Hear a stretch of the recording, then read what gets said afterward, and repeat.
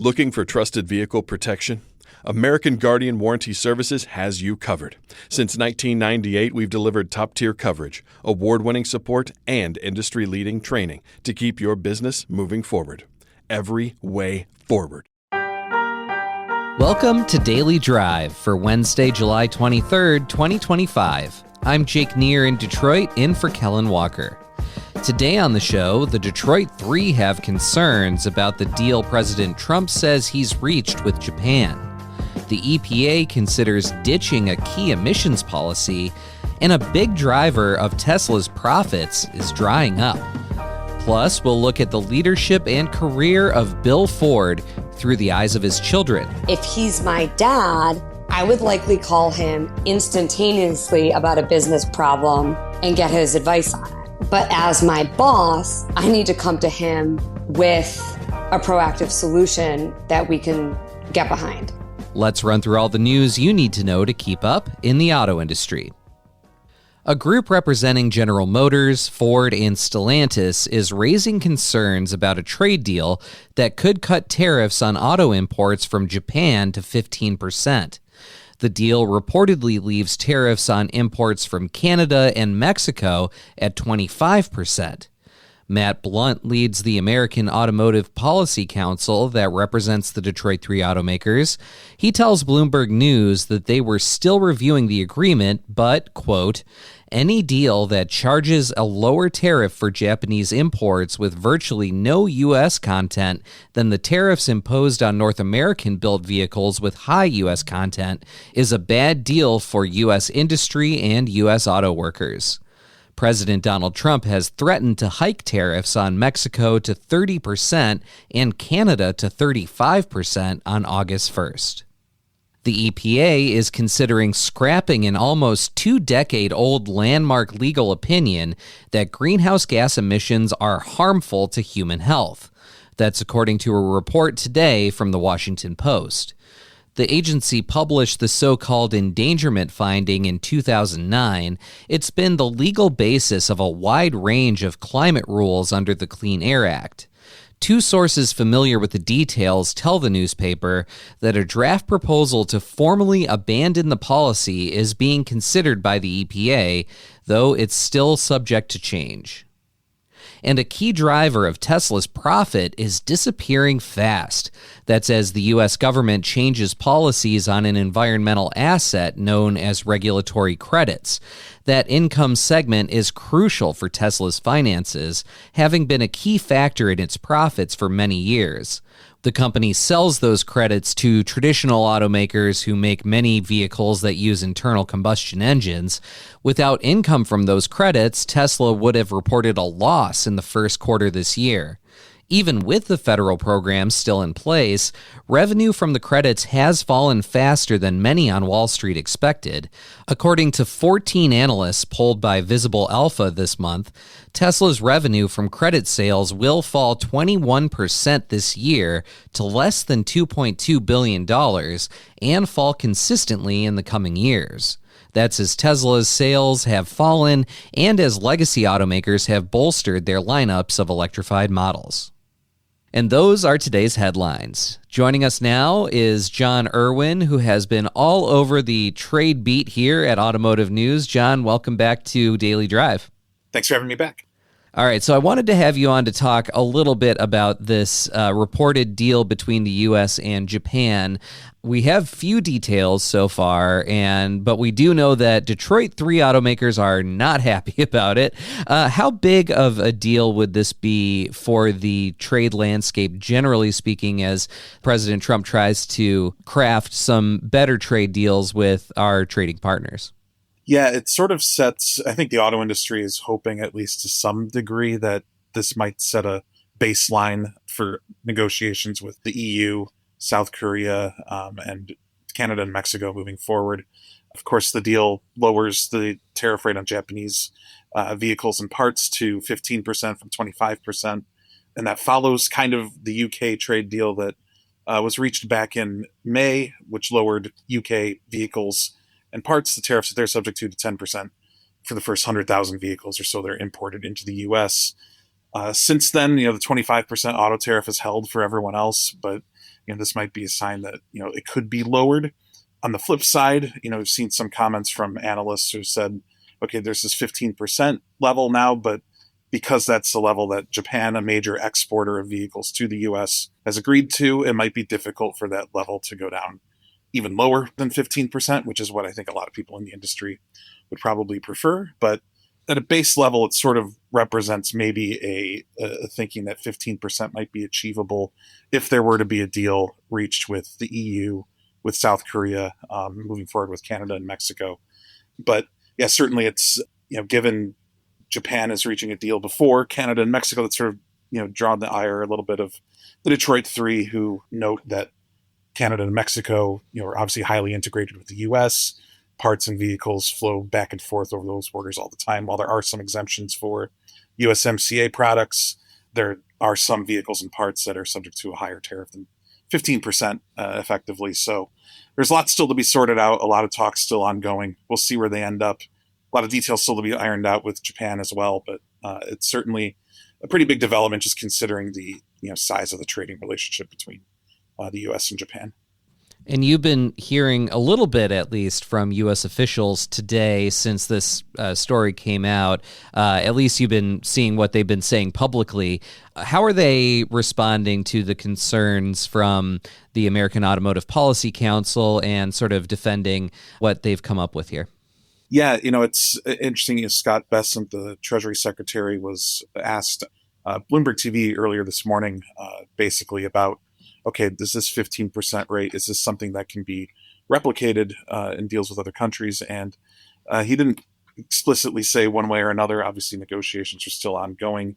But he did sort of set the bar kind of high, basically saying that, Japan was able to get this 15% deal because they've agreed to provide U.S. projects with, $550 billion in equity and loans and that sort of thing for major projects. And pharmaceuticals and semiconductors here in the U.S. Obviously, still there are a lot of details there. Like I said, there's still to be ironed out. But that is sort of where, things stand at the moment.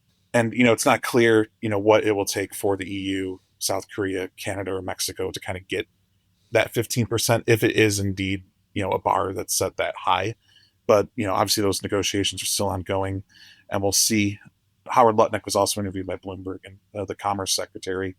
And it was interesting. He said, the 15% rate was set. And that's sort of, in his words, that's sort of right on the line of what Japanese automakers might be able to afford to still be able to export vehicles into the U.S. So it'll be interesting to see if, that number maybe changes, if they feel that number is different for, Canadian vehicles, Mexican vehicles, European ones. So, yeah, there's still a lot to be ironed out, but they kind of see this maybe this 15%, is it a baseline? Is it not? But certainly it's a number out there that'll be, that I'm sure Europe and Korean negotiators are going to be looking to match or maybe even get lower. John, thanks for today's snapshot of the ever-changing trade landscape here. Really appreciate your insights. Thanks so much. Coming up, our own Michael Martinez recently spoke with 3 of Bill Ford's children about his career and who he is outside of Ford Motor Company. He joins us to talk about it, and we'll hear highlights from those conversations. That's next on Daily Drive. When it comes to vehicle protection, American Guardian Warranty Services has you covered. Since 1998, AGWS has been a trusted leader in F&I solutions, offering top-tier protection plans for autos, RVs, power sports, marine, and more, all backed by A-rated insurance carriers for reliable coverage you can count on. But we don't just offer protection, we deliver results. With award-winning marketing materials, expert dealer training through AGWS University, and exceptional customer service, we are committed to helping your business grow while keeping your customers protected. Join thousands of satisfied dealers and agents who trust AGWS for comprehensive coverage and unmatched support. Visit agws.com or call 800-579-2233 today to keep your business moving forward. Every way forward. Welcome back to Daily Drive. I'm Jake Neer. As part of Automotive News' 100-year anniversary in 2025, we're honoring extraordinary individuals and families whose vision, innovation, and leadership have made a lasting impact on the automotive industry. That includes Ford Motor Executive Chair Bill Ford. Our own Michael Martinez recently spoke with 3 individuals who have unique perspectives of and relationships with Mr. Ford, his children. He joins me now to talk about what they said and listen to some excerpts from those conversations. Mike Martinez, welcome back to Daily Drive. Thanks for having me. So talk about how this story came about. How do you get the idea for this? Well, as our readers know, Bill Ford is receiving a Centennial Award, and I was tasked with writing the story to go along with that announcement. And I started thinking that our readers, our listeners, if you pay attention at all to the automotive industry, you know Bill Ford's story by now. And in fact, we just interviewed him last October when he was inducted into the Automotive Hall of Fame. So I didn't really want to necessarily interview him again. I mean, I always would, but I was looking for sort of a new way into the story. And I wanted to get a fresh perspective. I realized that nobody knows him better than his children. So reached out to Ford. They granted us 3 interviews with his 3 kids who work at the company. And we really got some awesome insights and perspectives into how they view him as a leader. Yeah, I got the pleasure of being able to listen in to those interviews as you were doing them. One thing that struck me was the different vantage points that all 3 kids had, all 3 that you spoke with, had into his career and their personal experiences. You asked them a lot of different questions, and although a lot of the same themes kept coming up, we kind of got different glimpses at different moments in his life that really stuck with his kids. That's right. You know, it was interesting. Alexandra Ford English, who is a board member, she really spoke a lot to Bill's environmentalism. And his son, Nick Ford, who's a director of corporate strategy, talked a lot about how he's learned different business elements from his father. And then Will Ford, his other son, who's general manager of Ford Performance, gave us some more personal details about his other hobbies and interests outside of the company. Yeah, and we'll talk about some of those. Some of them are kind of surprising, actually. But first, you spoke with them about some specific moments, some of the specific memories that they had growing up, and a lot of them were tied to events that Ford as a company also sort of went through. Talk a little bit about the moments that stuck out to them. Well, one in particular, Alexandra mentioned the Rouge explosion, which happened in February of 1999. That was about a month after Bill became executive chair at Ford. So he was sort of thrust into a crisis early on in his leadership tenure there. And by now, the story's pretty well known about how shortly after the explosion, Bill wanted to go to the scene.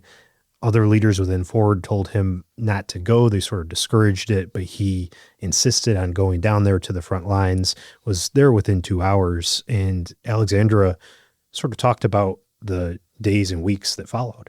The rest of the story of what people didn't see is that he spent the next few weeks sitting beside hospital beds, attending funerals, giving out his credit cards to grieving families, planning funerals. I think I was about 12, if memory serves. And I can say with real confidence that that's the most down I've ever seen him. Not when our stock is down or when we get bad press, but for him, it's when Ford failed on its promise to make the world a better place. And that really had a personal toll. He wanted to make it as much into a good thing as you can. And of course, for the grieving families, you can't change that. But he wanted the Rouge then to become a beacon of sustainability and a message for what the future of not just our company, but the industry could look like. And as you know, as you had the Driving to Zero series in 2023, Ford really transformed the Rouge into an environmentally friendly facility. Nick, his other son, had a particular memory more recent than the Rouge explosion during the onset of the COVID-19 pandemic. It was just myself and my parents at home from mid-March till mid-June of 2020. My siblings were off elsewhere, and so I was sort of back in high school again, it felt, or I was stuck with just the parents. But that was a really interesting time because from, his home office, I could see him rising to the occasion and, stepping up on behalf of Ford, reassuring employees on the employee global town halls that he would have on a weekly basis, but I could listen in to his daily calls with UAW leaders, with Governor Whitmer, often with President Trump, and listening to how he represented Ford in the business task force that Trump assembled. I think he really rose to the occasion in that crisis. And to be able to see that firsthand when we were all stuck at home was a very unique experience. And to listen into the calls with him and the president was fascinating. But it was a lesson that I'll learn of how he represented Ford and remained calm through such an uncertain time. That one was really interesting to me, Mike, because talk about having a vantage point that no one else has, cooped up at home with your family. I think we can all relate to that. And it's something that really you can only hear from that perspective. Really fascinating. Yeah, while the rest of us were making TikTok videos and baking bread, Bill Ford was talking to the president, governor of Michigan, other automotive leaders. So really cool story there. Yeah. Another part of the conversation that I really liked, the conversations, I should say, is when you asked each of his children what made them the most proud of him and his actions. And that's right. And I'll be honest with you, Alexandra had a pretty surprising answer. I didn't think she'd go this particular direction, but she had a really great story. So my dad has a fantastic car collection. And as you might imagine, it's filled with beautiful Mustangs and Shelbys and incredible vehicles. And then sitting amongst them is a light green 2005 hybrid Escape. And it looks completely out of place. But he only collects cars with sentimental value. And candidly, I've asked him about his, mid-2000s Escape sitting there amongst the shiny, gorgeous convertibles. And I think sentimentally, this one tops the list. It was Ford's first mainstream vehicle without a pure ICE engine. And he worked so hard for so many years for that to be a viable business proposition. And this was the first one that rolled off the line, and it sits there very proudly in the middle of his collection. That vehicle for me is such a tangible reminder of, even when it's not easy and you feel very alone, not giving up if you firmly believe it's the right thing to do. Jake, as far as I know, I don't think Bill's granted access to his personal car collection. That would be an awesome story in and of itself. Absolutely. You should call dibs on that now. That'd be great. But speaking of surprising aspects of Bill Ford's life, I think, as we mentioned earlier, when it comes to Will Ford, he really had a lot of surprising insights into what Bill does outside of Ford Motor Company and what he does in his spare time, I guess you could call it. Yeah, honestly, Will talked about a lot of his dad's athletic achievements and says that everything he does outside the company actually is a great lesson for how he acts inside the company. He's always had a lot of side passions and projects outside of his day-to-day career. It's maybe one of the biggest lessons I've learned from my dad. It's certainly never distracted from his ability to do his job and his focus and commitment to being a leader of the company. But I think this was something he showed me when I was growing up, and I didn't fully realize what it meant until I got a little bit older. But he would always have a lot of passionate pursuits on the side, whether it was fly fishing or, pond hockey and playing in pond hockey tournaments around North America. He got his black belt, when I was in elementary school. I think he was CEO at the time, and he was getting his black belt on the side. He started a venture capital firm. He owns a fly fishing company. And I think for him, it's certainly been, all those things have been an outlet. But I also know that, and he's told me many times throughout my life that, in order to be able to think clearly and make the best decisions as it pertains to Ford Motor Company and his career, he always sought out other passions, other endeavors, and most importantly, to surround himself with people that were not the same people that he was interacting with on a day-to-day basis in his career. That has really allowed him to bring a different perspective to his role as the leader of Ford Motor Company. And Mike, I think it was sort of a surprise to all of us, the part about him owning a fly fishing company. That was something that was news to me. Particularly that he would want to actually lean into it as a business model. I thought that was pretty cool. Absolutely. And now to wrap things up, I think one of the interesting aspects of these conversations again came when you talked about how their personal relationships with Bill Ford have changed over the years. Talk a little bit about what stuck out to you about that part of it. Well, I really liked Alexandra's answer, and it sort of makes sense because she's among the children, she's sort of been around the most. She's been a board member since 2021. And before that, she had some various roles in brand merchandising, dealing with autonomous vehicles as well. And she sort of talked about how her relationship with her dad has evolved in that time. Our relationship definitely has evolved, though I'm not sure how much of that comes from working together or just from growing into an adult relationship with my dad, which I think happens for most people. As a boss, I see him as someone who really trusts his people. He sets the vision and the direction, but he does not micromanage. He doesn't like the details and really gives you the space to figure it out. I personally have learned to work with it. We talk constantly, multiple times a day, very short conversations.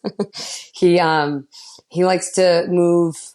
I would say he gets bored quickly. So I have to get in and get out with my point pretty fast. And I know when he's eager to hang up or walk out of the room. And I think I learned that from him being my dad, not my boss. But I've really learned to come to him with solutions, not just problems, because he's always asking, okay, so what are we going to do about it? He gets the problem very quickly and then he wants to move forward. For him, it's all about moving forward. And so what's interesting for me and that I've had to navigate is if he's my dad, I would likely call him instantaneously about a business problem and get his advice on it. But as my boss, I need to come to him with a proactive solution that we can get behind. And so sometimes I have to gut check before I pick up the phone or walk into his office about which version of my dad do I need right now? And sometimes I'll tell him, like, you're here as my dad, so be my dad. And he is. He's great at that. And then, but honestly, most times it all blends together into one big thing. But at the end of the day, he's a very human leader. He leads with clarity and empathy and a lot of belief in the people around him. So, Mike, this is really fascinating. Thanks again for doing these conversations. I learned a lot out of all of them. Thanks, Jake. And if you haven't actually read Mike's write-up of these conversations, you can find more from each of Bill Ford's kids and more highlights from those conversations at autonews.com or in the pages of Automotive News. That's Daily Drive for today. I'm Jake Neer, in for Kellen Walker. You can get the latest news on manufacturing, tariffs, and everything happening in the auto industry at autonews.com. Come back tomorrow for a look at the new auto loan tax deduction and what it will mean for the retail market. We'd love to hear from you. Let us know what you think of the show and the topics we covered today. Send us an email at dailydrive@autonews.com or leave us a voicemail at 313-444-2774. And if you enjoy the podcast, remember to like, leave a review, and subscribe so you never miss an episode.